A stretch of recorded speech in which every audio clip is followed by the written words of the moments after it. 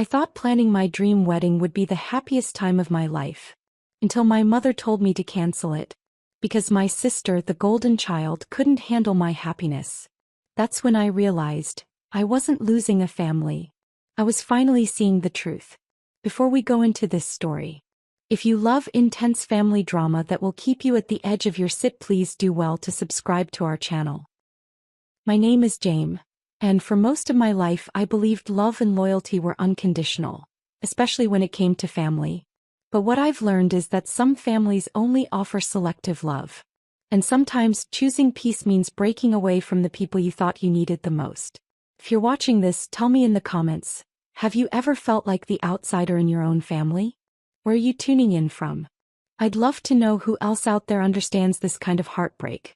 Because this isn't just a story about a ruined wedding. It's about how I uncovered decades of betrayal. And why walking away became the most powerful thing I've ever done. It all started the moment I got engaged to the love of my life, Alex.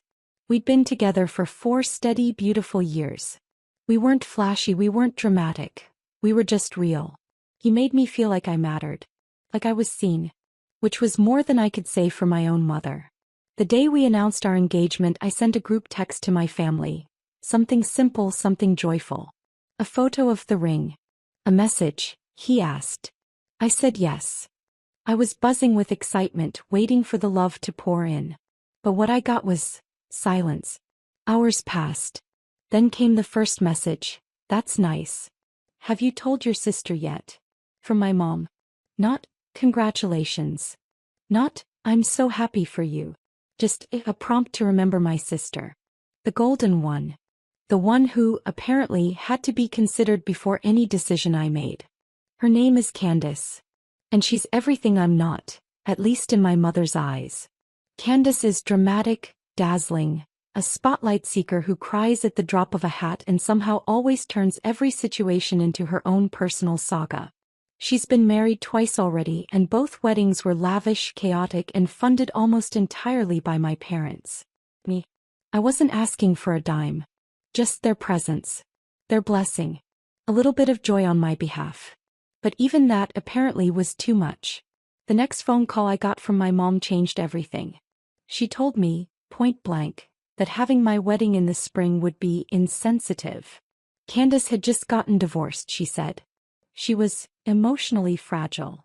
And my big happy wedding would be like a slap in the face. As if my happiness was a personal attack on her. As if I needed to put my life on hold, yet again for someone else's drama. But this wasn't new. Not really. I grew up in Candace's shadow. At every birthday, holiday, or family dinner, if Candace cried, we all walked on eggshells. If she didn't get her way, the world stopped spinning. Me. I was the fixer. The quiet one. The easy child. Which, in my mother's world, translated to invisible. So when I heard those words, you should cancel or postpone the wedding for your sister's sake. I didn't cry. I didn't scream. I just stood there, frozen. It wasn't just about the wedding anymore. It was about every time I'd been told to shrink myself so Candace could shine. Every time my achievements were ignored, my needs dismissed, my voice silenced. Also, the golden child could keep her crown. And now, the biggest moment of my life was just another casualty in the long war for my mother's approval. That night, I stared at the guest list, my hands shaking. Their names were there. Mom, Dad, Candace. People who were supposed to love me, support me, be happy for me, and all I could feel was grief. Not over the wedding, but over the realization that I had built my life trying to win people who had no intention of ever seeing me. That was the moment something inside me cracked. I didn't cancel the wedding, but I did make a change. A quiet one at first.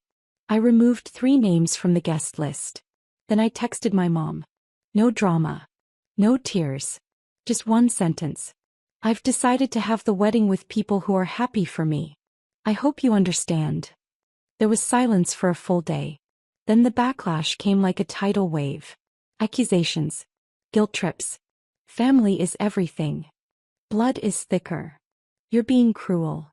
And of course, how dare you do this to your sister? But I didn't back down. For the first time in my life, I didn't explain myself. I didn't ask for permission. I just chose me. And that's when things got ugly. Because my mother wasn't going to take no for an answer.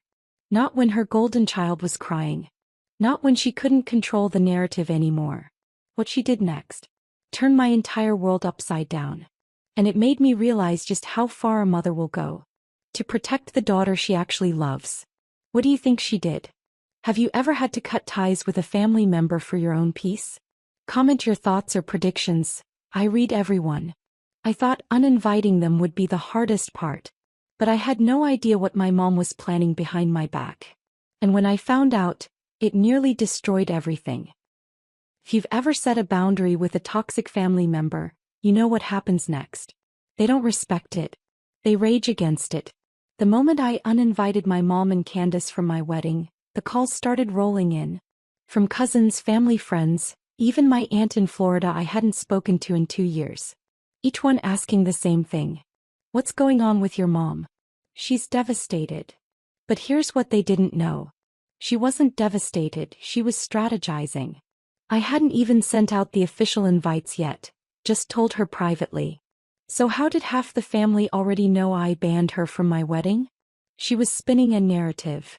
One where I was the villain. The ungrateful daughter who broke her mother's heart. Meanwhile, I was just trying to have a peaceful, joyful day. Free from guilt. Free from drama. Free from being overshadowed by Candace, for once in my life. But peace. That wasn't in their plan.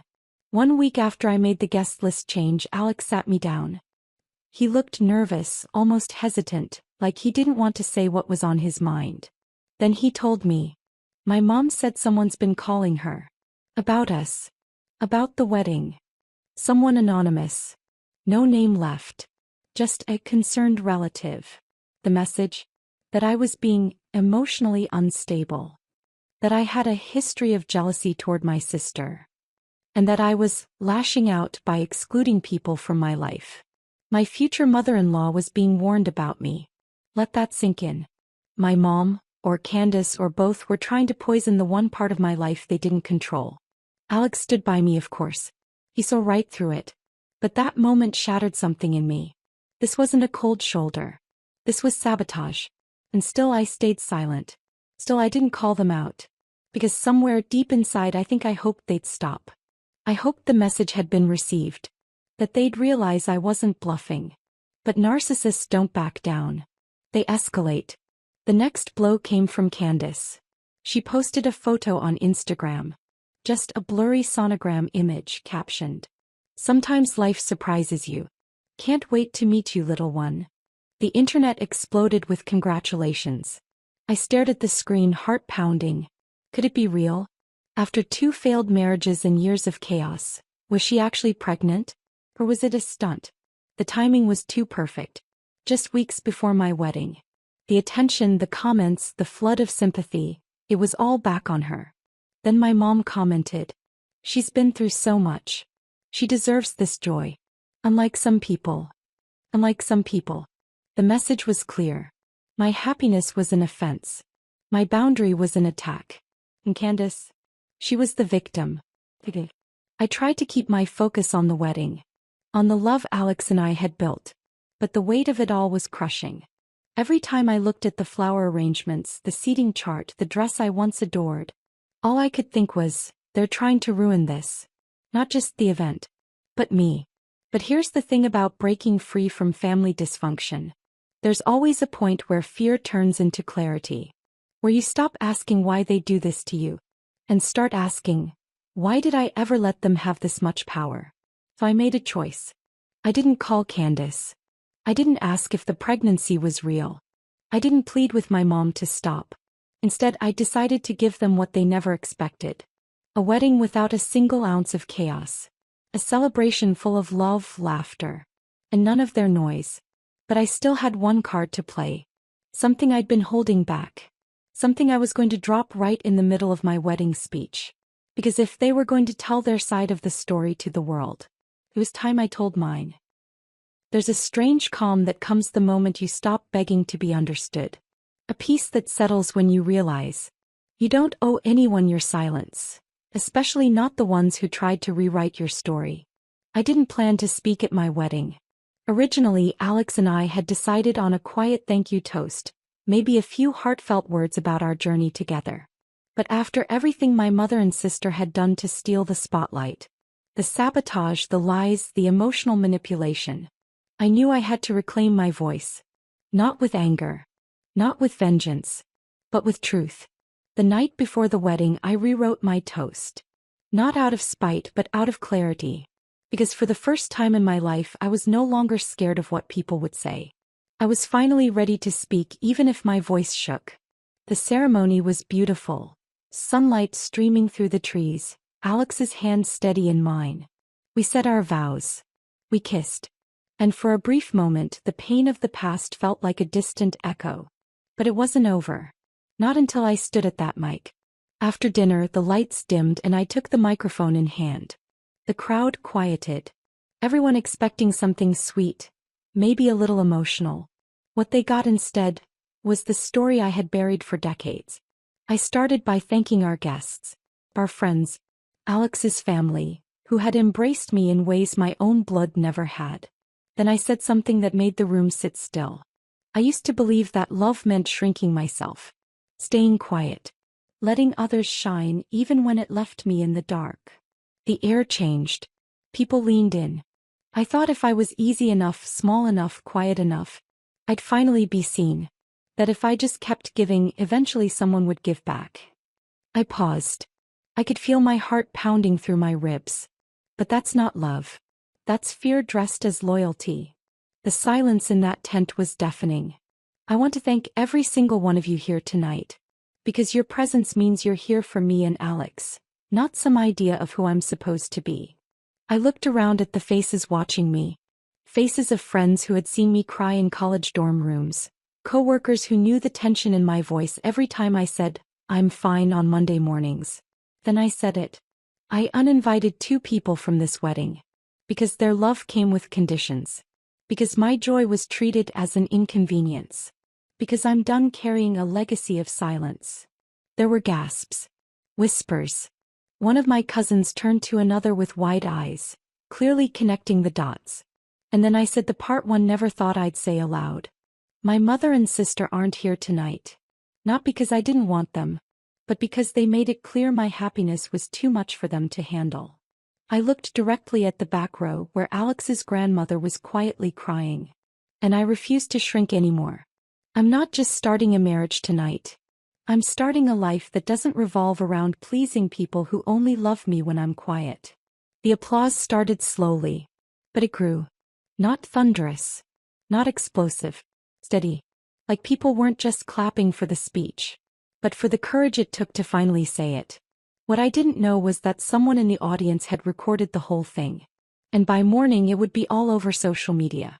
A clip titled, "Bride Calls Out Toxic Family in Wedding Speech, Leaves Guests in Tears." Because while I was still basking in the afterglow of that speech, still holding Alex's hand, still smiling through the tears, my phone buzzed. A text from a blocked number. No words. Just a photo. Photo of my speech. Printed out. With red marker scrawled across it. "You'll regret this." And I knew exactly who sent it. There's a part of you that hopes, after you speak your truth, that the worst is behind you. That maybe, just maybe, the people you finally walked away from will retreat quietly, lick their wounds and move on. But when people lose control over you, they don't always let go. They attack. I woke up the morning after our wedding with puffy eyes, a sore throat from crying and laughing all night, and a sense of freedom I had never known before. Until I checked my phone. A few texts from friends saying things like, "Are you okay?" and "Don't read the comments." My stomach dropped. Comments. I opened Instagram and it hit me like a tidal wave. A video, posted by my cousin, of my wedding speech had gone viral. At first, the response was overwhelmingly supportive. Thousands of likes. Strangers commenting. Finally, someone calling out toxic family at their own wedding. "She's so brave. I wish I had done the same." But then, the tide turned. A new account had surfaced. No profile picture. No followers. But it was dedicated to one thing. Destroying me. It was called "Truth About Jame." Post after post accusing me of being a narcissist, of lying about my family. Screenshots of private childhood photos, twisted captions like, "She's always been jealous of her sister. She's weaponizing trauma for attention." Then came the email, sent anonymously, to my boss. It contained a poorly written but venomous message warning them about my mental instability, claiming I had a history of vindictive behavior, and that I was currently spiraling in public. It was signed off as a concerned family member. My heart dropped, because I knew exactly who wrote it. My mother was always two-faced in a way only people like her can be. The doting, church-going, warm-smiled mother to outsiders. But behind closed doors, she wielded shame like a weapon. And now she had a new one, the internet. It wasn't just her though. Candace jumped in too. She posted a now-deleted Facebook status that read, "It's really sad when someone needs to humiliate their own mother to feel seen. Some people just can't stand not being the center of attention." The comments section? A feeding frenzy. Old neighbors, relatives I hadn't spoken to in years, even my childhood piano teacher. All piling on, defending the poor mother and sister left out of a wedding. Me. I felt like I was drowning. This was supposed to be the beginning of something beautiful. Instead, it was like they had declared war. Alex held me while I sobbed in our tiny honeymoon Airbnb. My dress still hanging in the corner like a ghost of the day we had. I asked him through tears, did I make a mistake? But deep down I knew I hadn't. What I had done was strike a nerve so deep. It triggered every control tactic they had ever used against me. They weren't fighting for reconciliation. They were fighting to restore their version of reality. One where Candace was the center. And I was the bitter background character. But something changed in me that week. I had always played defense. Always tried to rise above. Stay quiet, keep the peace. Not anymore. I reached out to the cousin who had posted the video of my speech and asked if she could tag me officially. She did. Then I made my own post. No rage. No blame. Just the truth. I wrote, "For anyone wondering, yes, I uninvited my mother and sister from my wedding. Not out of cruelty but out of survival. This wasn't a decision made lightly. It was made after a lifetime of being silenced, minimized, and dismissed. I chose peace. I chose myself. And no amount of smear campaigns will take that away from me." The comments flooded in again, this time with even more support. Other women shared their stories. People who had gone no contact with toxic parents. People who finally felt seen. And that's when I realized, this wasn't just my story. It was ours. But just as I started to reclaim the narrative, I received a message that stopped me in my tracks. It was from a woman I didn't know. She said she had something to tell me about Candace. Something that would change everything. The message sat in my inbox for hours. Unread. Unopened. But radiating the kind of dread you can feel through the screen. "I'm not trying to start drama. But you need to know, your sister isn't who you think she is." I finally clicked. Her name was Melissa. She didn't live in our town, didn't know me personally. But she did know Candace. They met through a support group for women recovering from emotionally manipulative relationships. And what Melissa told me made my stomach turn. Candace had joined the group months earlier. She went by her middle name. Claimed she was recovering from a toxic breakup with an abusive man who abandoned her after she got pregnant. She spun a story that made her the victim. Again. Melissa had sympathized, even offered support. But a few weeks later, Melissa started noticing things that didn't add up. Photos Candace shared weren't hers. They were pulled from pregnancy blogs. Ultrasounds were reverse image searched and linked to Pinterest posts. Then Candace slipped up. She told Melissa her baby was due in June, but then mentioned her baby shower had been scheduled for March. Melissa confronted her. Candace blocked her. And that was that, until Melissa saw the viral video of my wedding speech. Until she saw my name, my face, and realized who Candace really was. But Melissa didn't just come with accusations. She came with receipts, screenshots, voice notes, even a group chat where Candace bragged about reclaiming attention after being snubbed by her family. One message stood out. She thinks she's better than me because she's getting married first. Let's see how perfect her little day is when I drop my news. But the worst was still to come. Melissa sent me a final screenshot. It was from weeks before my wedding. Candace had sent Melissa a photo of Alex, my husband, captioned, "She doesn't even know he messaged me first." I went cold. I stared at that message, heart pounding, unsure if I was reading it right. Could it be a lie? Another twisted manipulation? But the timestamps lined up. I confronted Alex gently, carefully. He looked at the screenshot and immediately said, "I've never messaged her. Not once. She DM'd me after we got engaged, remember? And I did." A vague message he brushed off at the time, thinking it was harmless. But now I realized, it was bait. Candace wasn't just jealous of my spotlight. She wanted to poison it, destroy it, in any way she could. I sat with that truth for hours. This wasn't sibling rivalry. This wasn't family dysfunction. This was hatred dressed as hurt feelings. This was a mother who enabled it. A sister who manipulated it. And a history of being the scapegoat finally catching fire. But here's the part they didn't expect. They didn't know how strong I'd become. Because this time I didn't cry. I didn't spiral. I documented everything. Every fake pregnancy post. Every message. Every attempt to sabotage me. And then, I made a choice they never saw coming. There's something hollow about discovering that your entire childhood was built on a lie. Not a misunderstanding. Not a mistake. A lie. Deliberate. Sustained. Protected by the person who was supposed to protect you. After everything with Candace, the fake pregnancy, the attempt to seduce my husband, the smear campaign, I couldn't let it slide. Not anymore. So I took everything to a lawyer. I didn't know what I wanted exactly. Maybe to file a cease and desist. Maybe just to know I had options. But that meeting turned into something I never expected. I showed the attorney the screenshots, the threats, the online harassment. He nodded, taking notes. Then asked something simple. "Have there ever been any issues of identity theft in your family?" I paused. "Not that I know of." "Why?" He turned his screen to me. "A background check. 2 credit profiles. One under my name, one with a slight variation. Jaime E. Thomas and Jaime Elise Thomas. But the second one, it wasn't mine. It had accounts opened years ago. Cell phone plans. Store credit. Even an old hospital bill." I felt the blood drain from my face. Because the address listed was my mother's house. I stared at the page, completely numb. My mother, my own mother, had opened accounts in my name when I was still a teenager. Used my social security number. Ran up bills. Then let them go to collections. All while I was getting denied for credit cards in college and wondering why my score was so low. The lawyer gently explained that this wasn't just a mistake.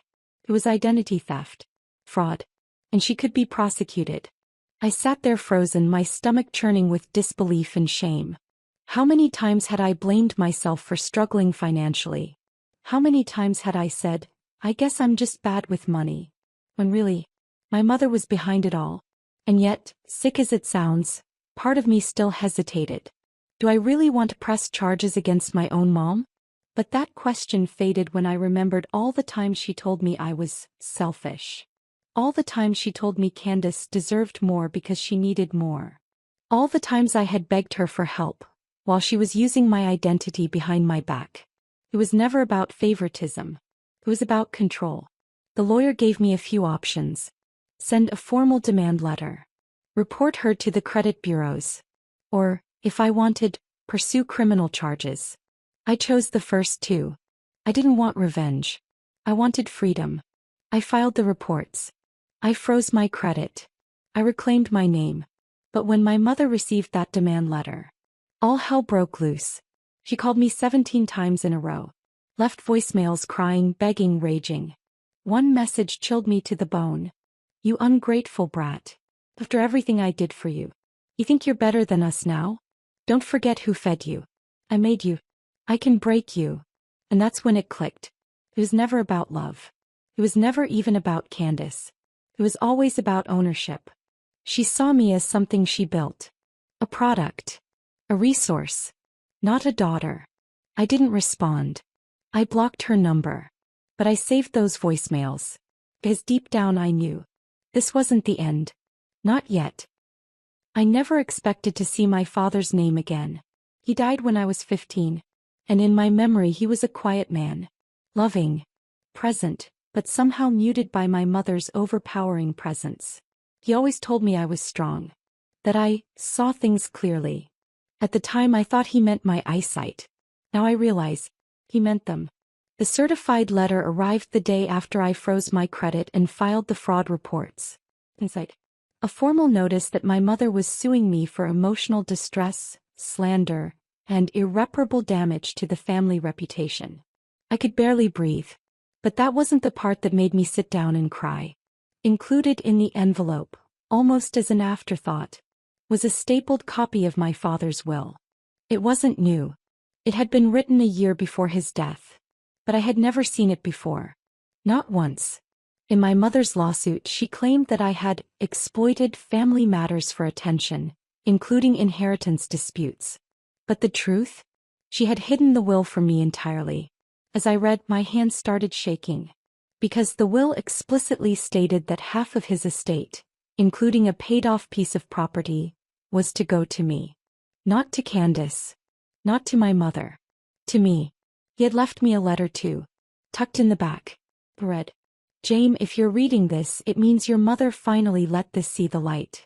I want you to know I always saw you. You were never second best even when the house made you feel that way.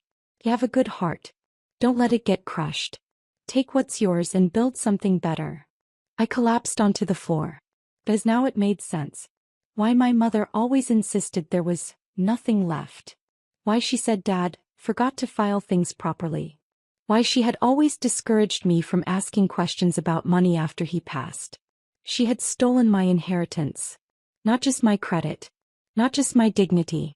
But the one last thing my father tried to give me. And she buried it for over a decade.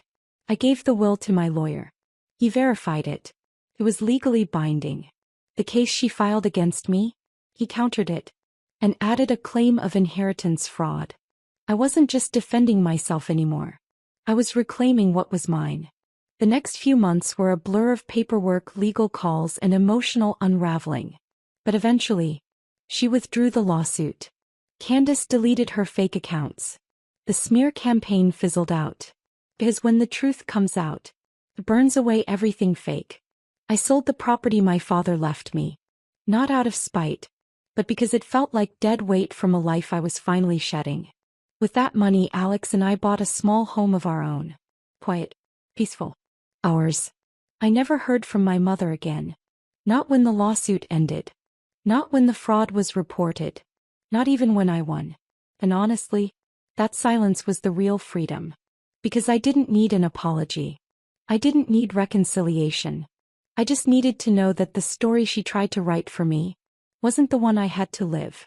I got to write my story. One where boundaries aren't betrayal. Where walking away isn't weakness. And where surviving your family is a strength no one can take from you. Have you ever had to walk away from family to find peace? Or stood up for yourself when the cost felt too high? Tell me your story in the comments. I read them all. And if you've been through it too, just know you are not alone. Thanks for coming on this journey with me. And remember, sometimes breaking the cycle is the bravest thing you'll ever do.